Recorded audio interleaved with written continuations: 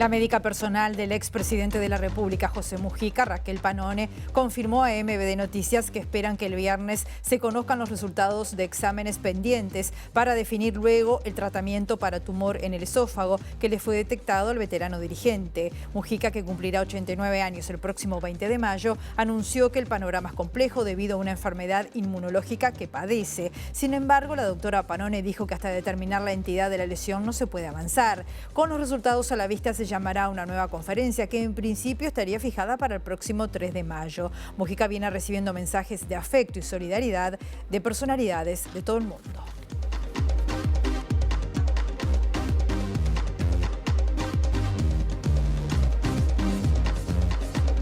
Hola, ¿cómo están? Bienvenidas, bienvenidos a MVD Noticias. Comenzamos con información con 21 grados a esta hora aquí en la capital, en Montevideo, en una jornada que va a seguir con el cielo nuboso, cubierto, probables precipitaciones y tormentas, neblinas y bancos de niebla, vientos soplando del sector suroeste al sureste entre 10 a 40 kilómetros por hora, una máxima anunciada por Inumet de 22 grados. Vemos las cámaras del Centro de Gestión de Movilidad, Joaquín Secovilla entre Cornelio Cantera y 8 de octubre, hasta las 18 horas hay trabajo de hormigonado, según se informa. En Joaquín de Salteira, entre Ana Monterroso de la Valle y Rivera, hasta las 19 horas hay también trabajo de hormigonado.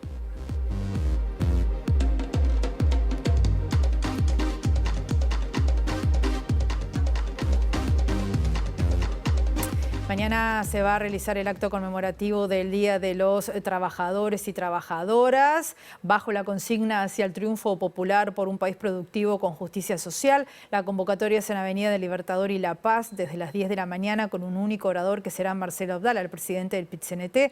En la oportunidad habrá un agradecimiento especial a quienes trabajaron en la recolección de firmas para habilitar el plebiscito que deje sin efecto la reforma de la seguridad social. También van a formar parte de la plataforma reivindicativa temas como la defensa del salario, los cuidados, la reducción de la jornada laboral y la defensa de las empresas públicas, entre otros.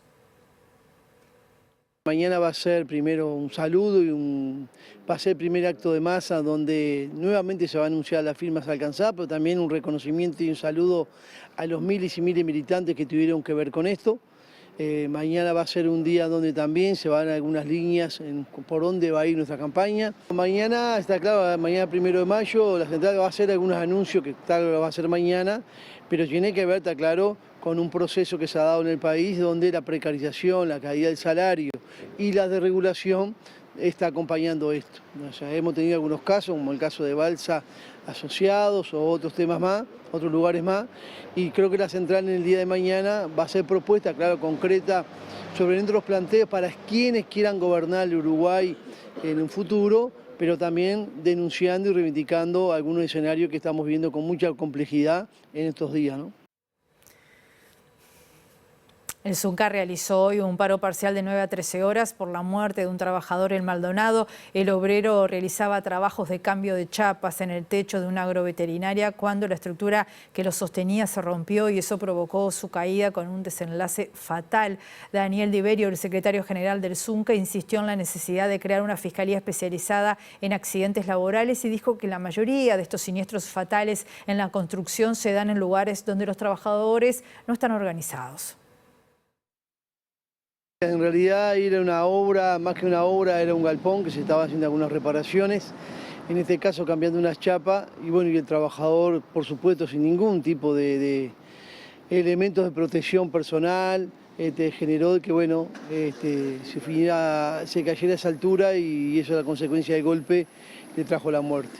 Un cuarto compañero fallecido y la totalidad de los compañeros fallecidos se dan justamente en lugares donde no están organizados, pero fundamentalmente donde la informalidad y la irregularidad es lo que está acampando. Entonces estamos claro que no solamente denunciando la situación de la precarización y la desregulación del empleo, que entre otras cosas generan estas cosas, sino también el reclamo con más firmeza de lo que es una fiscalía especializada en siniestros laborales, que estas cosas las laude y bueno, y a los responsables, si los hay de estos escenarios, que se hagan cargo, ¿no?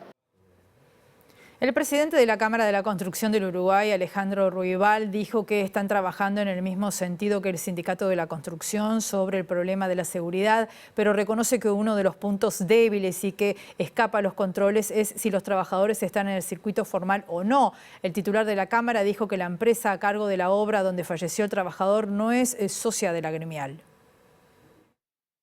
Por ejemplo, este accidente lamentable, que hoy hay un paro por eso, no es una empresa de la Cámara. No con eso quiero decir que nos vamos a lavar las manos. Con el SUCA venimos trabajando hace mucho tiempo en cómo mejorar los niveles de seguridad en las obras y levantar esa vara. La seguridad arranca por uno cuidándose uno mismo. Si tengo el cinturón, me lo dieron y no me lo enganché, me lo tengo que enganchar. Ahora también, ¿tengo las condiciones para engancharme el cinturón o no me pusieron las condiciones? Y ahí está la parte de la empresa. La empresa me capacitó para usar bien los elementos de seguridad que me dieron o no me capacitó. Entonces es compartida totalmente. Lo formal lo podemos trabajar. Lo que no está en el radar es muy difícil. Es muy difícil llegar a ese y ahí es donde tenemos un punto débil. Es un problema puntual, pero no de la industria. Así lo definió el presidente de la Cámara de la Construcción, Alejandro Ruibal, a la situación generada por la empresa Balsa y Asociados, que solicitó el concurso de acreedores. Ruibal dice que son 270 los trabajadores afectados por este corte de 3 obras en el departamento de Canelones por falta de fondos y no 400 como se dijo inicialmente. Agregó que la industria los puede llegar a absorber. El desarrollador que integró y se puso también a hacer la construcción de los propios proyectos. No está tampoco en nuestro radar. Yo creo que es un problema puntual, no es un problema de la industria. Creo que son al final 270 trabajadores. Son una cantidad para lo que es Uruguay. Sí, son una cantidad que esperamos que puedan ser reubicados. Lamentablemente este tipo de terminación de obras por esto nadie lo quiere, ¿no? Pero yo creo que esos trabajadores van a resolver y van a conseguir trabajo. Sobre todo los buenos trabajadores que tengan oficio siempre es más fácil. Es una cantidad importante, pero yo creo que la industria lo puede absorber. Otro problema es la gente que compró y hizo esfuerzo para comprar y no sabe si va a tener su casa o qué es lo que va a tener. Ese es otro problema que también hay que mirarlo, ¿no? Es un problema más complejo que solo el trabajador que hay que conseguirle trabajo, sino todos los otros que perdieron. Recibimos ahora a nuestro periodista Eduardo Delgado. Hay novedades a nivel político en el Partido Nacional. ¿Cómo estás, Eduardo? Bienvenido, buen mediodía. También temas del área de salud mental. Así es. La precandidata nacionalista Laura Raffo está presentando a su equipo técnico en el área de salud y las propuestas que dicho equipo ha elaborado. Entre ellas se destacan el fortalecimiento del primer nivel de atención, la creación de la figura del médico de referencia y también potenciar la formación e inserción de, un mayor número de médicos de familia y reperfilarlos a los médicos generales para facilitar la erradicación en el interior del país. Está presente tanto Laura Raffo como el coordinador del equipo técnico, del coordinador del programa de salud del sector Sumar, que la apoya, Francisco Fay, y en este momento está hablando el coordinador del equipo técnico de salud, el doctor Juan Gil, que es parte de los más de 20 profesionales que han trabajado en esta serie de propuestas que Raffo hace hoy presente a la ciudadanía. Entre otras propuestas también habla del desarrollo y la profundización de la telemedicina y obligar a los prestadores por decreto del Ministerio de Salud Pública a aumentar la disponibilidad de cupos de agenda para algunas especialidades. Los dejo escuchando a el coordinador del equipo técnico de salud del sector Sumar del Partido Nacional, Juan Gil.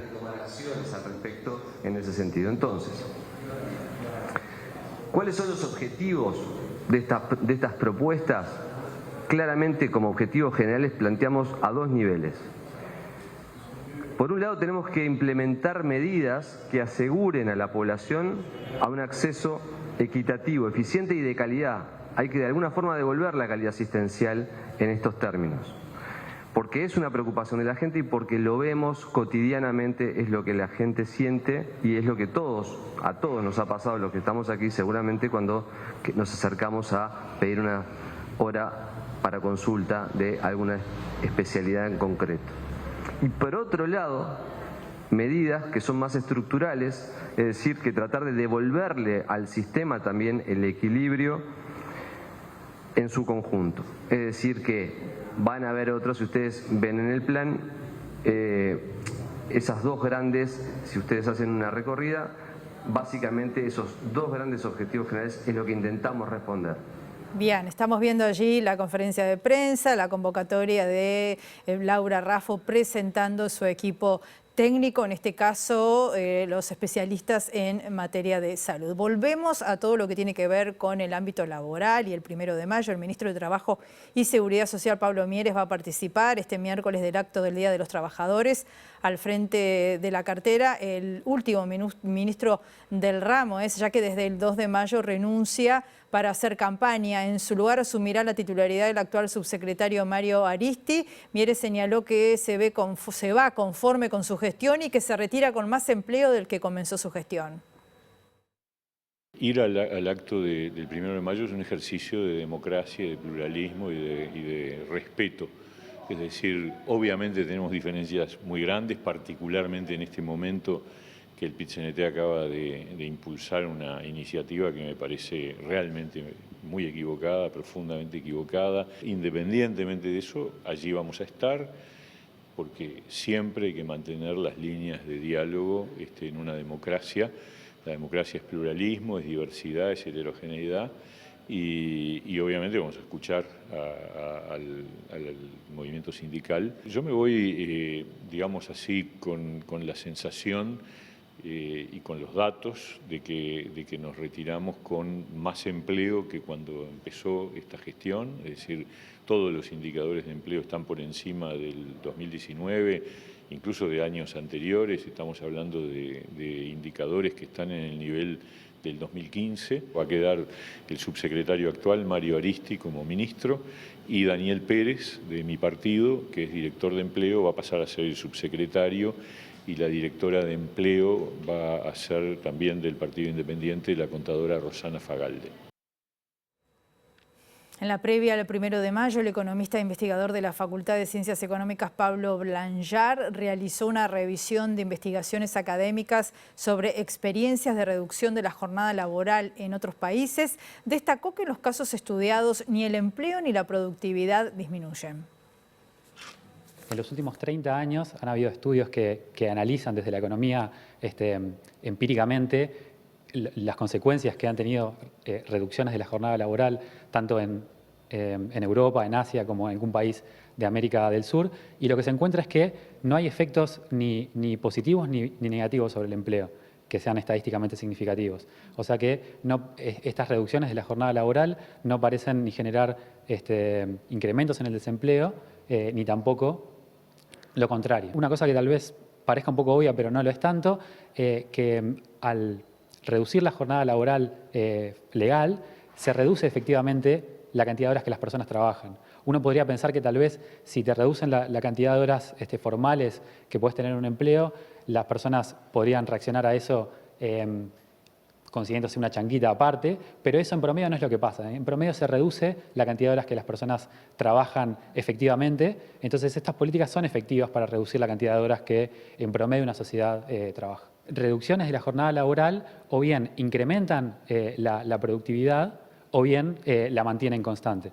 Y eso va en línea también con lo que predice la teoría, sobre todo de que jornadas laborales extensas generan que sobre el final de la jornada los trabajadores tienden a fatigarse y por lo tanto a ser menos productivos o incluso a cometer errores que pueden terminar generando un producto de peor calidad o incluso atentando contra la propia salud del trabajador. El Poder Ejecutivo definió subir el precio de la nafta Super 95 a $1,05 por litro a partir de las 0 horas del miércoles 1 de mayo. El precio final será de 78,04 pesos. Además, el Ejecutivo determinó una baja en el precio del gasoil de 0,97 por litro en su precio de venta al público, que queda en 53,92 pesos. El Supergas continúa con su costo, 80,75 pesos el kilo. Las tarifas de los combustibles fueron informadas por el Ministerio de Industria, Energía y Minería a través de un comunicado oficial.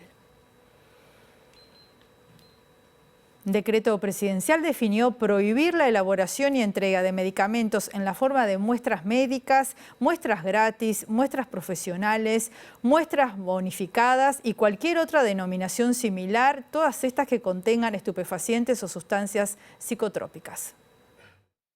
Mediante este decreto firmado por el presidente Luis Lacalle Pou y la ministra de Salud Karina Rando, el gobierno cumple con una resolución tomada en el Mercosur el 1 de noviembre de 2023 y que debía ser incorporada al ordenamiento jurídico de los estados partes antes del 29 de abril de 2024. Esta actualización contó con la aprobación de la División Sustancias Controladas del Ministerio de Salud Pública y la Dirección General de la Salud de esa Secretaría de Estado no formuló objeciones respecto de la internalización de esta definición en el bloque regional. El decreto agrega que el compromiso aprobado en el Mercosur señala que los estados partes podrán excepcionalmente autorizar la fabricación y o importación con la finalidad exclusiva para exportar a países donde los medicamentos estén previamente registrados y o autorizados.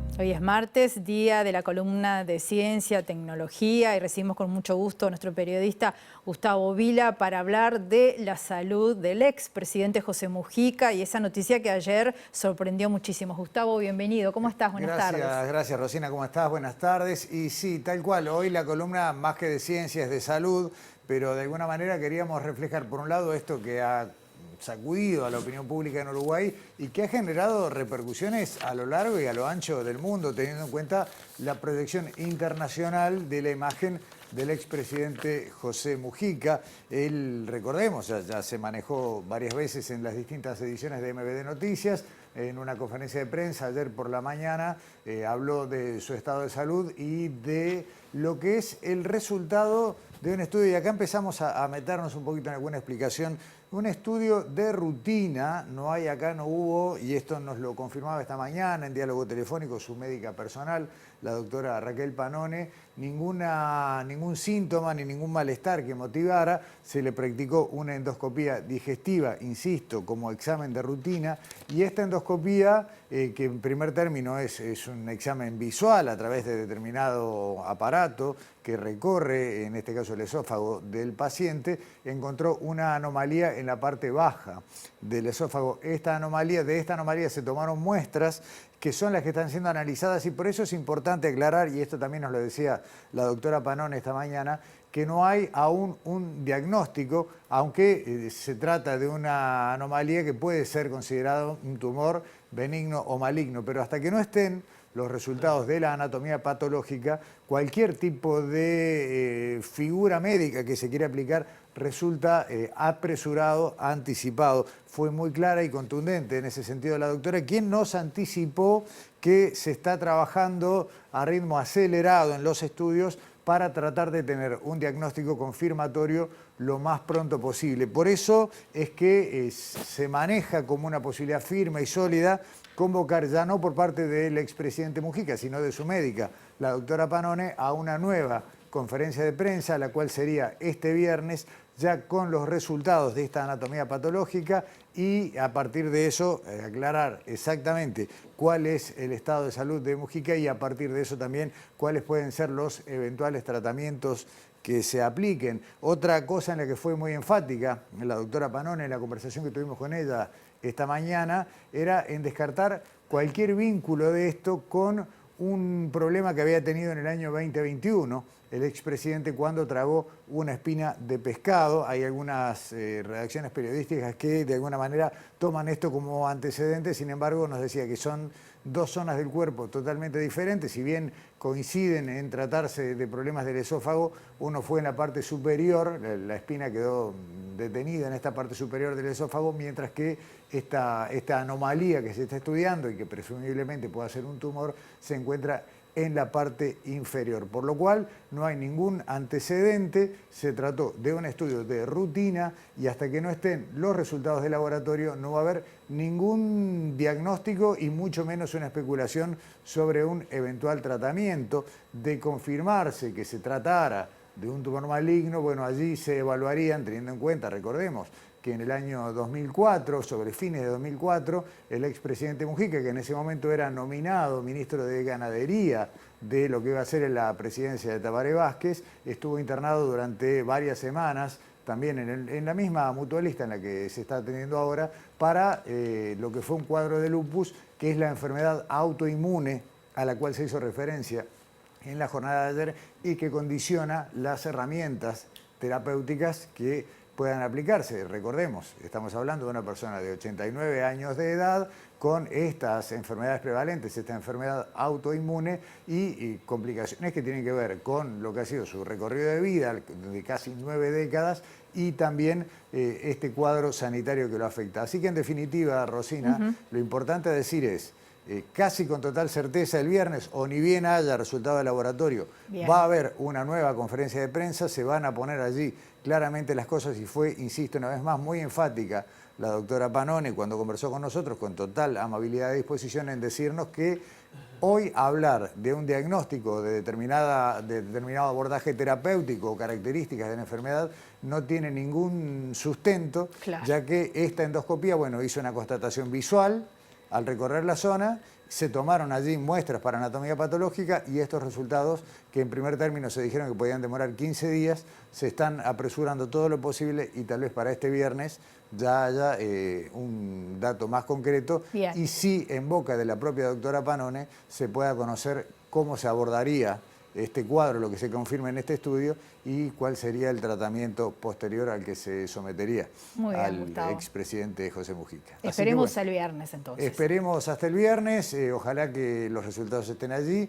Como decíamos en el arranque, ¿no? Una buena parte del mundo está esperando esto porque la figura de Mujica, es bien sabido, trascendió fronteras prácticamente sin límites y la noticia tuvo una enorme repercusión, además en este momento de alta visibilidad, tanto de él como de su compañera, Lucía Topolansky, que están participando activamente de esta primera etapa de la campaña electoral, hace que todo esto tenga un correlato noticioso, informativo y de preocupación que nos llega a todos. Gracias, Gustavo. Nos vemos el martes. Nos vemos el martes. Gracias a ti. Hacemos una pausa ahora breve. Volvemos enseguida.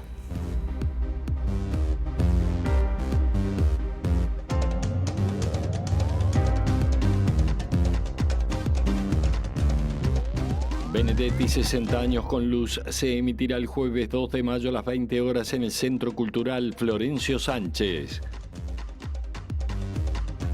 Mes de la danza en la Casa de la Cultura, martes 30 de abril, clases de milonga de 18 a 20 horas.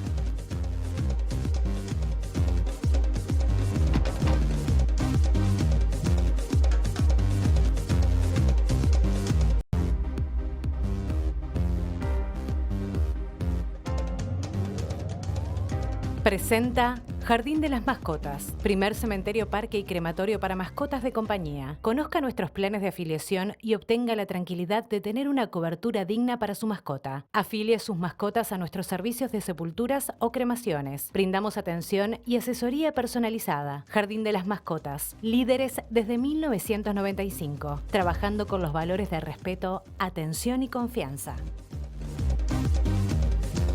Segundo bloque de MBD Noticias. Continuamos con la información. Les contamos que la encuestadora Cifra difundió datos de su última encuesta. La brecha entre el candidato Yamandu Orsi y Carolina Cose se achicó en el Frente Amplio, mientras que Álvaro Delgado sigue consolidándose dentro del Partido Nacional. Según los datos divulgados en Canal 12, en la interna del Frente Amplio, entre tres candidatos, 46% prefiere a Yamandu Orsi, 41% a Carolina Cose y 6% a Andrés Lima. La diferencia entre Orsi y Cose es hoy de 5 puntos. Si se miran las preferencias del 58% de los Frente Amplistas, que dice que seguramente concurrirán a votar el domingo 30 de junio, la diferencia entre Orsi y Cose se achica apenas a 2 puntos, 47 y 45% respectivamente.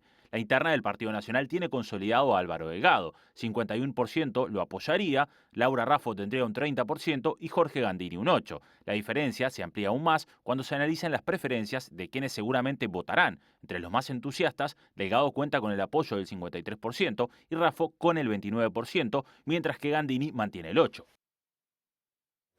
Carolina Cose visitó la sede del sindicato del INAU, donde fue consultada allí, además de por la campaña de firmas para el plebiscito por la reforma de la seguridad social, ante la insistencia de los referentes de la coalición de gobierno en que ella debe marcar una posición y el argumento que el electorado debe saber lo que piensa. Carolina Cose dijo que el Frente Amplio se va a tomar su tiempo y que es ella quien debe conocer qué piensa la gente para luego tomar una definición. Creo que sin querer, durante el devenir del tiempo, hemos puesto la carreta delante de los bueyes. Porque se me dice es importante que la gente conozca la opinión de un líder, de una líder. Yo soy frente amplista, yo soy de izquierda, y en realidad es al revés. La que tiene que conocer la opinión de la gente soy yo. No es al revés. No es que la gente tiene que escuchar lo que piensa un líder para ver lo que hace. El líder tiene que saber lo que está pasando en la realidad para ir formando su opinión. Por eso yo no me voy a apurar. Porque además de escuchar a los técnicos, yo tengo que entender las distintas realidades también. No es solo un tema técnico, es muy importante el tema técnico, pero no es lo único. Entonces, no me voy a apurar y creo que si algo debiéramos haber aprendido en nuestra autocrítica es a no apurarnos y a no adelantarnos a los ritmos naturales de los procesos cuando nos permiten tiempos que este proceso nos lo está permitiendo. Juan Sartori anunció que no va a ser precandidato y que va a apoyar a Álvaro Delgado. El senador y empresario nacionalista dijo que con Delgado lo une el respeto mutuo y las ideas. La victoria del Partido Nacional es el único camino, no tengan dudas. No podemos volver atrás a tiempos en donde los uruguayos perdíamos puestos de trabajo y calidad de vida. Y como orgullosamente blanco que soy, reafirmo mi compromiso con mi partido y con dar todo mi esfuerzo para que ganemos las próximas elecciones. En este momento solo hay una opción, y con el respeto que me merecen los otros precandidatos del Partido Nacional, he decidido apoyar el camino de Álvaro Delgado para que sea el futuro presidente de nuestro país. Con Álvaro nos unen muchas cosas. Además de un respeto mutuo, nos unen las ideas. La visión de un país que genere más y mejores oportunidades de trabajo, donde estemos mucho más conectados al mundo y tengamos más bienestar para todos. El precandidato Álvaro Delgado, una vez conocido el anuncio de Sartori, escribió un tuit en su cuenta de la red social X en el que agradeció la confianza de Sartori y llamó a avanzar por un Uruguay de oportunidades para todos. Andrés Ojeda, precandidato por el Partido Colorado, se mostró orgulloso por los elogios que recibió de parte del ex canciller Ernesto Talvi sobre el partido y la generación joven. Aseguró que tiene un diálogo fluido con Talvi. Al Partido Colorado, ¿qué le puedo decir? Que ha vuelto a sus raíces liberales y progresistas. Está en una etapa muy vibrante de renovación, tiene 7 precandidatos a la presidencia de la República para las elecciones primarias de junio y realmente de la generación joven que viene detrás nuestro, así que veo el futuro del Partido Colorado con mucho optimismo. Sobre esto, Andrés Ojeda dijo que es un espaldarazo enorme y un gran orgullo que Talvi se haya expresado públicamente después de varios años de absoluto silencio. Para agradecerle públicamente un gran gesto que creo que no debe haber sido fácil, tomando en cuenta de que él está fuera de esta actividad ya hace mucho tiempo, pero realmente para esta campaña y para mí, en lo personal, es muy importante. ¿Cuál es su diálogo hoy con Ernesto Talvi? El diálogo es fluido, es bueno, charlamos bastante, es una persona que nos permite intercambiar en los temas país, él sigue dedicado a la investigación para América Latina, razón por la cual la conversación con él siempre tiene un grado de riqueza importante. Es una cabeza privilegiada, académica, que se ha dedicado a estudiar durante muchos años los temas del país, así que yo hoy voy a aprovechar todos estos micrófonos para agradecerle su generosidad. Vamos con otros temas. El buque Qatar James de la Guardia Costera de Estados Unidos, que ingresó al país sin permiso del Parlamento, acaba de hacer lo mismo en Argentina. La noticia sobre su llegada a Buenos Aires la dio la Embajada de Estados Unidos, anunciando que llegó para realizar entrenamientos conjuntos con el objetivo de contrarrestar supuestas naves de guerra china apostadas en la región. Después de zarpar el domingo del puerto de Montevideo, dejando atrás la polémica que incluye el pedido de renuncia de los ministros de Defensa y Relaciones Exteriores desde el Frente Amplio y el anuncio de una posible interpelación, el buque Cutter James abrió un nuevo frente al atracar este lunes en Buenos Aires. De acuerdo con el diario Página 12, al igual que en Uruguay, el arribo fue informado directamente por la Embajada de Estados Unidos, a pesar de no contar con autorización del Poder Legislativo. La nota diplomática destaca que su trabajo no solo apoya las necesidades de Estados Unidos, sino que también contribuye a la estabilidad y seguridad regional. El argumento de la pesca ilegal y la lucha contra el narcotráfico también fue mencionado en Uruguay por la embajada estadounidense al comunicar el jueves 24 que al día siguiente el Cutter James llegará al país en una visita programada. Sin embargo, en el caso uruguayo, el ministro de Defensa Nacional, Armando Castaindebat, informó que por error no se solicitó permiso al Parlamento y que por eso se había ordenado a Estados Unidos suspender las acciones militares previstas luego de las primeras críticas de la oposición. Por el contrario, en Argentina el buque fue visitado por el presidente Javier Milei y la ministra de Seguridad Patricia Bullrich, que confirmó que habrá acciones conjuntas para combatir la pesca ilegal. Otra semejanza entre los casos de Uruguay y Argentina es que los poderes ejecutivos alegaron errores de procedimiento para justificar que los parlamentos no hayan tenido tiempo para autorizar la permanencia y los ejercicios previstos para el buque Cutter James en sus territorios. Y el Frente Amplio solicitó la comparecencia en la Comisión de Defensa del Senado de los ministros de Defensa Nacional y de Relaciones Exteriores para que ambos expliquen la llegada de este buque estadounidense al que hacíamos referencia, que ingresó al puerto de Montevideo sin tener autorización a nivel parlamentario. Desde el Ministerio se explicó que hubo un error de procedimiento y la oposición señala que no es el primer hecho con estas características que ocurre durante el actual gobierno. La Constitución de la República, los ministros la tienen que cumplir, la tenemos que cumplir todos. Es el primer juramento que hacemos. Y la Constitución de la República establece con claridad que no puede ingresar ninguna plataforma militar a territorio nacional sin autorización parlamentaria. Y lamentablemente lo que ha sucedido, y no tiene nada que ver ni con el país, que es Estados Unidos, ni con el buque en sí, sino lo que pasó es que amarró en el puerto de Montevideo un buque sin autorización del Parlamento. Y lo que tendría que haber hecho el ministro de Defensa Nacional y las autoridades del gobierno es, primero, no permitirle el ingreso si no está autorizado. Si a ti te contratan para ser portero de un lugar y dejas entrar a personas que no tienen permiso para entrar, te echan. Entonces, yo creo que los ministros deberían haber dado un paso al costado porque no pueden hacer lo que hicieron, comunicarle ahora al Parlamento que hubo un error. Y el error nada más ni nada menos que violar la Constitución de la República. Entonces nosotros creemos que los ministros por responsabilidad deberían dar un paso al costado, sin lugar a dudas. ¿Se le va a convocar al Parlamento? Y probablemente lo convoquemos. Porque además lamentablemente sabemos de que no es la primera vez en este gobierno que sucede algo similar, porque hemos estado buscando información y han aterrizado aeronaves de guerra en Uruguay sin autorización del Parlamento también. Así que pareciera ser que este error es simultáneo del gobierno, ¿no? Y ese es el problema. La Constitución se tiene que respetar.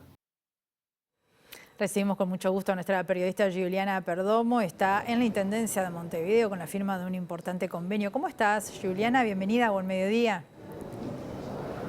Así es, Rosina, muchas gracias. Aquí en la sala Ernesto de los Campos se acaba de firmar un convenio entre la Intendencia de Montevideo y el Banco República que consiste en otorgar préstamos a micro, pequeñas y medianas empresas. Y nos acompaña el director de Desarrollo Económico, Gustavo Cabrera. Gracias por estos minutos. ¿De cuánto es el monto y cómo se van a otorgar estos créditos? Bueno, gracias a ustedes por participar. Se trata de un convenio entre propias dependencias del Estado, donde lo que se le brinda es el acceso al crédito formal a las empresas, como tú decías, micro, pequeña y mediana, que trabajan con la Intendencia o que desean trabajar con la Intendencia en distintos programas. Esto incluye obviamente a los proveedores también de la Intendencia, a las empresas del Montevideo Rural, a las empresas turísticas, a las empresas comerciales, en fin, a todos aquellos que quieran trabajar con nosotros. Se tratan de préstamos de hasta $25.000 en unidades indexadas. los cuales tienen la posibilidad de un repago de 12 y hasta 24 meses a tasa cero para quien lo solicita, porque la Intendencia de Montevideo se hace cargo de la tasa correspondiente para que puedan tener solo el pago del capital, a la vez que la otra dificultad que en general tienen las empresas está relacionada con la garantía del crédito. Aquí, en el acuerdo entre el Banco República y la Intendencia de Montevideo, 70% en la Intendencia de Montevideo, 30% el Banco República cubren esa garantía, por lo tanto son préstamos garantizados por ese monto y por el cual van a poder acceder de una manera que no podrían hacerlo de otra forma, a través de un formulario web que va a estar en la Intendencia, en la web de la Intendencia, y que a partir de allí es que la Intendencia se lo comunica al Banco República y se procesa el préstamo correspondiente. Cabrera, quiero aprovechar a consultarle por la situación de compras directas. El diputado del Partido Nacional, Martín Lema, está denunciando. Ustedes acaban de sacar un comunicado. ¿Cuál es la situación? Bueno, lo primero que sería bueno es conocer cómo funciona el Estado, sobre todo para alguien que ocupó los cargos que ocupó el diputado. Lo primero es saber que una cosa son la cantidad de procedimientos y otra cosa son los montos. Por lo tanto, cuando el TOCAF, que es la ley por la cual nos regimos y la Intendencia la cumple a cabalidad, ¿sí?, los procedimientos que están en el marco del monto de compra directa, que es un procedimiento legal en el marco del TOCAF, tiene un monto por el cual por debajo de eso se hace una compra directa. La Intendencia de Montevideo, al igual que buena parte del Estado, tiene un montón de procedimientos de compra que están por debajo de ese monto, lo cual es un aspecto totalmente legal y que se hace. En general, los procedimientos, la mayor parte de los procedimientos se hacen por esa vía. Luego están los procedimientos que son licitaciones abreviadas y licitaciones públicas por encima de ese monto y que son los que tienen la mayor parte del presupuesto. La Intendencia de Montevideo tiene, al igual que el resto del Estado, la mayor parte de sus procedimientos como compras directas, pero la mayor parte del monto de su presupuesto que gasta, del 95%, son en licitaciones públicas y abreviadas. Se trata de conocer el funcionamiento del Estado, de cómo se realizan las contrataciones y que en el caso de la Intendencia de Montevideo además tiene un protocolo interno de cómo realizar las compras, que si bien cumpliendo con el TOCAF es más restrictivo a la hora de tener los controles para que no haya ningún tipo de inconveniente al respecto. Es algo normal que quien conoce el funcionamiento del Estado sabe que esto funciona de esta manera. ¿Ese porcentaje que la Intendencia destinó a compras directas? En cuanto a montos, 5%.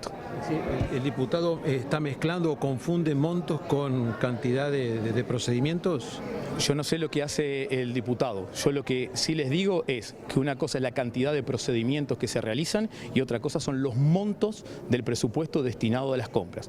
En términos de procedimiento, la Intendencia de Montevideo es, al igual que el resto del Estado, tiene la mayor parte en cuanto a compras directas. En cuanto a montos, ¿sí?, tan solo representan las compras directas en el entorno del 5% de su presupuesto. ¿Cómo se digita? ¿Cómo se selecciona a la empresa o a la cooperativa que se le va a comprar? Porque deja entrever allí el diputado en esa acusación de que es por coincidencia política, por amiguismo político, ¿no? Bueno, insisto, esto tiene que ver con conocer cómo funciona el Estado. Nosotros tenemos la posibilidad de, legalmente, de comprar quien entienda que es la empresa más conveniente. Sin embargo, la Intendencia de Montevideo hace sus llamados a precios, tiene un protocolo interno de funcionamiento por el cual se piden al menos 3 precios, se solicita términos de referencia para comprar y en función de eso genera por cada compra un expediente que es perfectamente transparente porque trabajamos desde la transparencia, ¿sí?, y por lo tanto todos los comentarios que vayan por otro lado serán de cargo de quien los hace y tendrá que probarlos, porque en realidad nosotros no solo tenemos esto, estamos además auditados por el Tribunal de Cuentas, ¿sí?, el cual además también sabe de esto, lo tenemos y no hay ningún inconveniente. Bien, estamos viendo allí a Gustavo Cabrera, el director de Desarrollo Económico de la Intendencia de Montevideo, en el marco de la firma de un convenio entre la Comuna Capitalina y el Banco República. Última pausa y volvemos.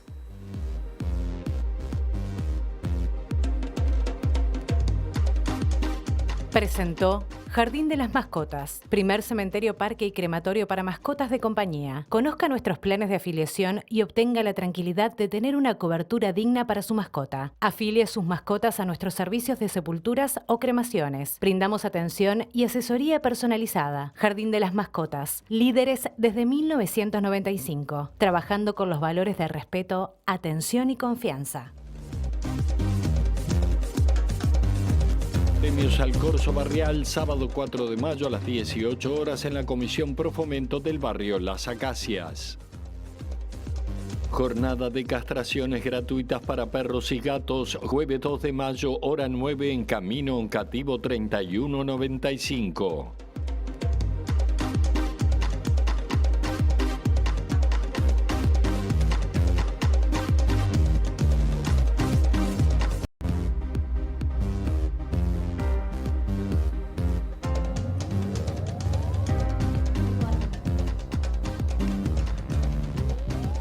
Último bloque de MB de Noticias, continuamos con la información desde Montevideo y convocamos nuevamente a nuestro periodista Eduardo Delgado. Adelante, Eduardo, contanos dónde estás.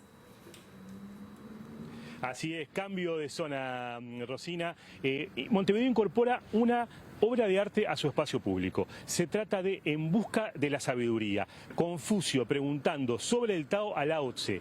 Estamos hablando de dos esculturas de enorme tamaño, 7,5 metros de altura, ubicadas aquí en el Parque Valle, y cuya inauguración oficial está prevista para el próximo 29 de mayo. Su autor es Wu Weiyang, es el director del Museo Nacional de Arte de China, embajador cultural de este país y un escultor de gran prestigio en el mundo. Donó esta obra y es la de mayor tamaño de su autoría fuera de China. Decirte que esta obra tiene una gran significación, o sea, implica el diálogo entre dos grandes escuelas filosóficas de la China milenaria, el confucianismo y el taoísmo. Te cuento, Rosina, que tuve la oportunidad de ver una obra similar en un museo, en un espacio cerrado en Beijing, y ver esto ahora en Montevideo en un espacio público abierto es realmente impactante. La directora de Relaciones Internacionales y Cooperación de la Intendencia de Montevideo, Fabiana Goyeneche, estuvo reunida con el maestro Wu Weiyang en Beijing y nos habla sobre estas esculturas. Es algo que es sumamente bueno, no solamente por cómo viste a nuestro Parque Valle y por lo lindo que va a quedar y que está quedando emplazadas estas obras, estas esculturas en Montevideo, sino porque además la obra de esta persona y la representación de la cultura china que implica las esculturas que provienen de este museo son una gran y una profunda señal diplomática y muy generosa por parte de China para los estados con los que colabora y a los que les hace estas donaciones. Las esculturas que le acaba de donar Uruguay son las esculturas más grandes que ha hecho este artista en el exterior. Agregarte, Rosina, de que estas obras fueron colocadas por personal del Departamento de Desarrollo Urbano de la Intendencia de Montevideo, junto con un equipo técnico del Museo de Arte de China, Nacional de Arte de China, que viajó especialmente justamente para colaborar con la colocación de estas esculturas. Como decíamos, será inaugurada formalmente el 29 de mayo y será con la presencia del propio artista, del director del Museo Nacional de Arte de China, Wu Weiyang, que estará visitando Montevideo. Tiene previsto una serie de actividades, además, por supuesto, de la propia inauguración. Como decíamos, estamos hablando de uno de los escultores vivos de mayor prestigio en el mundo. Fabiana Goyeneche nos da un adelanto de algo de lo que se prevé de la presencia de este artista en Uruguay. Tuvimos la oportunidad de reunirnos con el director del museo para coordinar lo que va a ser su visita el mes que viene en Montevideo, en la que va a estar inaugurando las esculturas oficialmente, pero además teniendo toda una agenda que se está coordinando con la Embajada de China en Uruguay, que va a implicar reunión con los directores de los museos de la Intendencia de Montevideo, probablemente o seguramente, esto es porque la agenda está en pleno proceso de construcción, pero también la realización de una conferencia por parte del maestro para poder compartir la riqueza de su experiencia con quienes están implicados en el arte en Uruguay y en Montevideo, y bueno, y que esto sea también parte no solamente de una consolidación del profundo vínculo que tiene Montevideo con muchas ciudades y provincias chinas, y de la continuidad de la relación entre Uruguay y China, que sabemos que afortunadamente sigue avanzando, sino además una celebración de los 35 años de relaciones diplomáticas entre Uruguay y China, que ocurrió el año pasado. Agregar, Rosina, por último, que la inauguración de esta obra prevista para el 29 de mayo será en el marco de los 300 años de Montevideo y en los 65 años de las relaciones parlamentarias entre Uruguay y China. Está previsto que sean invitadas autoridades de todos los niveles de gobierno, tanto nacional como departamental, y el público en general. Para Goyeneche, este es un hito en la construcción de la relación entre Uruguay y China que excedan lo comercial y también abarcan lo cultural y lo social. Muchas gracias, Eduardo. Otros temas, el proyecto Cruzar, que pretende sistematizar información de archivos del pasado reciente vinculados al terrorismo de Estado, estuvo presente en el encuentro regional sobre procesamiento de archivos del pasado reciente. En ese marco explicaron el trabajo a organizaciones de otros países y allí se señaló que es difícil avanzar en una tarea que prácticamente el Estado no le asigna presupuesto.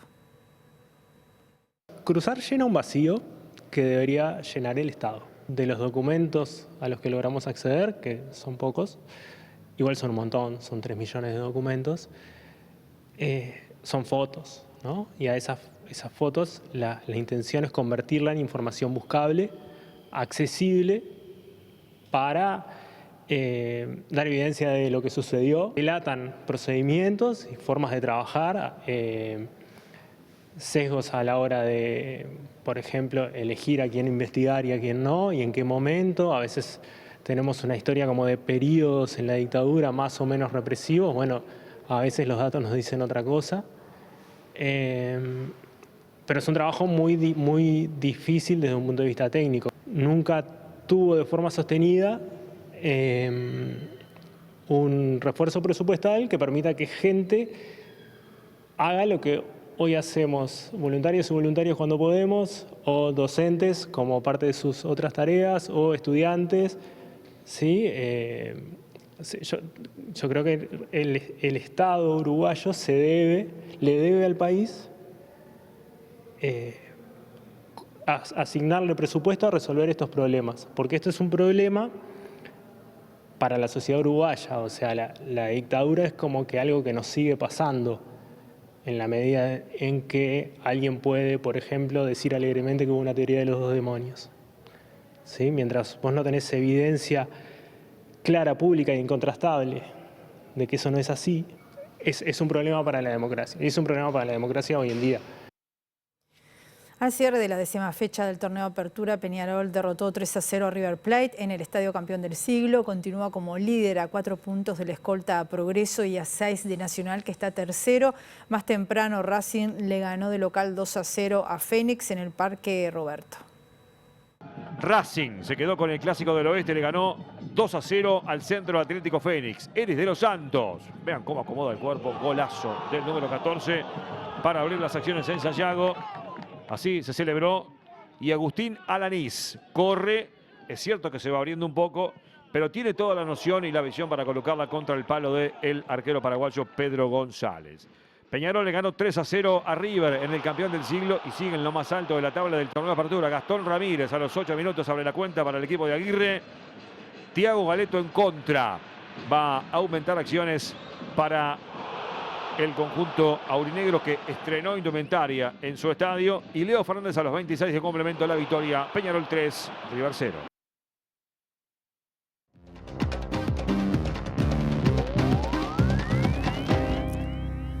En el ámbito internacional, las expectativas de que Israel detenga sus ataques sobre Palestina y se concrete la liberación de los rehenes israelíes en poder de Hamas se reactivaron el lunes en Egipto con participación de una delegación de Hamas con los mediadores que son egipcios, tras casi 7 meses de bombardeos de las Fuerzas Armadas de Israel.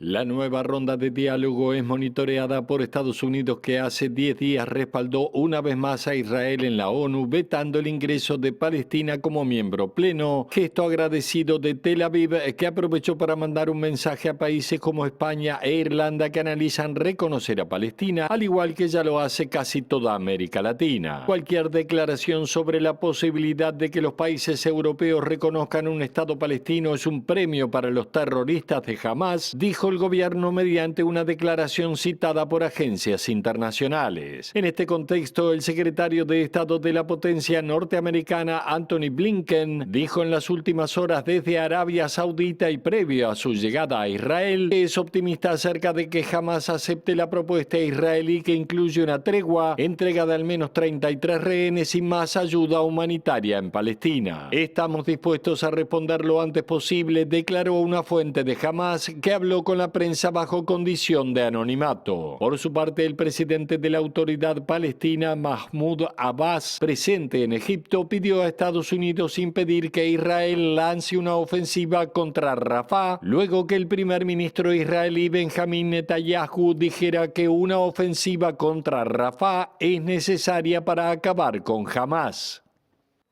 La Jurisdicción Especial para la Paz de Colombia ratificó este lunes la imputación por esclavitud y secuestros al último secretariado de la extinta guerrilla de las FARC y anunció que comienza ahora la fase de juicio para la imposición de sanciones. Este lunes, 29 de abril, la Jurisdicción Especial para la Paz, JEP, anunció que iniciará la fase de juicio para la imposición de sanciones propias contra el último secretariado de la extinta guerrilla de las FARC, luego de ratificarse en la imputación por secuestros y esclavitud. Así lo expresó Camilo Suárez, magistrado del Tribunal para la Paz, quien en su intervención enumeró algunos de los delitos cometidos por la extinta guerrilla y por los cuales avanza el juicio en su contra. El Tribunal para la Paz de la JEP avanza en el juicio contra el antiguo secretariado de las FARC por haber cometido crímenes de toma de rehenes y de lesa humanidad, de graves privaciones de la libertad, tortura y otros actos inhumanos, violencia sexual, desplazamiento forzado y esclavitud, entre otros. Dentro de la primera condena que adelantó este tribunal, creado por el Acuerdo de Paz, estaban señalados 7 de los miembros del último secretariado, incluido Rodrigo Londoño, alias Timochenko, quien fuese el último líder de esta guerrilla. Luego de que la JEP reafirma esta condena, continúa con una audiencia de verificación para asegurar las condiciones de aporte de verdad en el sistema y así dar cumplimiento de la sanción propia con todas las garantías. Nos vamos, volvemos a las 18:55, la edición central, o en este caso el jueves temprano a las 8 de la mañana, la primera edición. Muy feliz día mañana para todas las y los trabajadores. Que pasen bien.